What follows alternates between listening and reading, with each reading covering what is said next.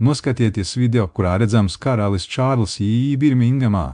Apskatīsim viņa apmeklējums slimnīcā, administrācijas atklāšanu un siltu satikšanos ar pacientiem. Karalis Čārls ar mīlestību un lepnumu vēro jaunu mazulīti, kas ir cieši apskauts ar tās svaigo vecāku rokās klātienē Hospitalī Midland Metropolitan Universitātes slimnīca Birmingemā. Karalis Čārls I. pavadīts ar garīdznieku un amatpersonu komitejā apmeklē oratorijas svētnīcu SV. Svīpa Neri Birmingemā un skatītājs redz viņu šajā vēsturiskajā svētnīcā. Februāra 5. 2014. Karalis Čārls I. apmeklējot oratorijas altāra SV.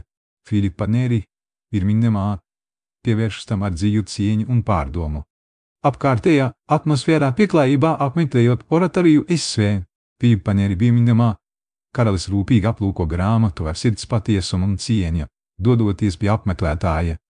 Atvērums pieņemot viesus karalis Čārls apmeklējot Birmingemas oratorijas svētnīcu iegūst iespēju, uzklausot ciņā slimnīcas pārstāvjus un oratorijas locekļus.